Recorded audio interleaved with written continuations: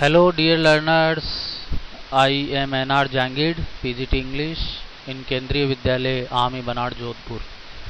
I welcome you all on my online learning platform Learn English with Jangid Sir. It is my YouTube channel and you can see the material related to different classes on this channel. Today I welcome you with a beautiful poem in class 6th in the book Honeysuckle, and the poem is entitled Beauty. Dear children, this poem is in our book Honeysuckle, class 6, and this is the fourth poem. You can see a beautiful picture. Beauty is such a term which is not very easy to describe. We can feel the beauty, we can see the beauty, we can enjoy the beauty, and beauty actually lies in the eyes of beholder. Beauty is everywhere. All the natural things are beautiful. All the natural objects are beautiful. So, we will see in detail what the poet thinks about beauty. This poem is composed by E. A. Shure, and he is an American poet. And in this poem, beauty has been defined. The poet says that beauty is there in everything. Now, to know more about beauty, we will read the poem. First, I will give you the summary. In this poem, the poet is trying to say that beauty is in everything. All the small things we do or the environment around us, everything has beauty in it. Everything has its own importance. All things are beautiful in their own unique way. Whether a small thing or a small work we do, suppose you help a blind person, you help a lame person, it is a beautiful act. Sunlight has its own beauty. Beauty can be seen in the growing corns, people who are working and dancing for getting good harvest. You can see the farmers are working hard in their fields, and when the harvest is ready, when the crop is ready, they really are very happy and they dance in joy.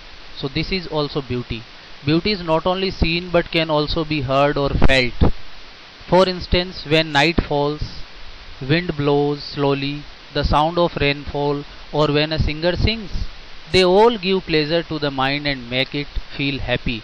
So whatever which gives us pleasure, which makes us peaceful, which gives us happiness, which make us cheerful, all these acts and objects and things are beautiful. Beauty is not just outside, it is within. It is within us. Beautiful is the self.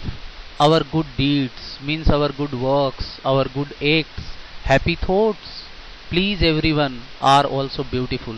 Our dreams are also beautiful as they give us reason to advance and work with zeal, with enthusiasm. Beauty is in your style of work also. The way you take rest and sleep, it is also beautiful because sleep also gives us pleasure. Beauty is everywhere. It is in attitude, the way we look at things. Actually, everything is beautiful in its own unique manner. The need is to feel it. That is why many great poets has said that beauty lies in the eyes of beholder. It is our own eyes with which we can see the beauty and beautiful things. Now we will see the poem stanza wise. The first stanza. Beauty is seen in the sunlight, the trees, the birds, corn growing and people working or dancing for their harvest. The poet says that beauty, you can see beauty. You can see in the sun and sunlight. You can see it in the trees, in the birds when they sing beautifully, when they fly.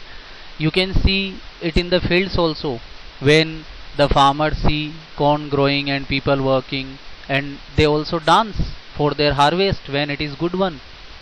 So here corn, as you know, it is the cheap cereal crop of wheat, oats, maize, barley. All these are known as corn. Harvest means the time of the year when the crop is ready. So beauty is in the eyes of the beholder. It is the attitude of a person. Beauty is everywhere. It can be seen in the sunlight, the trees, the birds, the growing crop, people who dance to show their happiness when their crops are ready. So this says that you can see the beauty in daylight, in daytime. Now the second stanza. Beauty is heard You can also hear beauty. You can listen beauty in the night, wind sighing, when the wind blows. It gives us a pattern. It gives us a music. And you see, when the rain is falling on the roof and it makes a special sound, it is also very beautiful. Or a singer chanting anything in earnest, and when a singer is sincerely singing something, it is also beautiful. Earnest, sincere, and honest conviction. Whatever we believe, our conviction means our belief. So, all these things are beautiful. Beauty is a thing to be felt also. It can be heard means one can listen to it, like one can hear its sounds when night falls, when the wind blows and creates a sound, when rain falls on the earth, when a singer sings.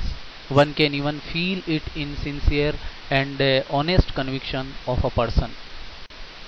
Now we'll see the third stanza, dear children. Beauty is in yourself. It tells that beauty is within. Good deeds, your good works, happy thoughts, the repeat that repeat themselves in your dreams. When you are happy in the daytime, the same thoughts are repeated in your dreams also at night. And they are, if you are happy, you will work happily. So it is also repeated in your work and even in your rest. So the poet says that beauty is not always external, means outside or visible. It is within, and it can be abstract also, means we cannot touch it, we can only feel it. One's views, good acts, one's wishes, which one even imagines in dreams, they are beautiful. Beauty can be one way of work or even the style of taking rest. Thus, beauty is very vast, it is very wide, it has no limited field, it cannot be confined to one thing, rather, it is there in everything. This is very important. The poet says that beauty is in everything. We have to find it out, we have to see it. We just need eyes and a heart to see it. So, this is all for today's lesson, dear children. Thank you very much for watching this lesson, and I am sure you must have understood it. I request you to please like, share, comment, and subscribe my YouTube channel. Thank you for watching.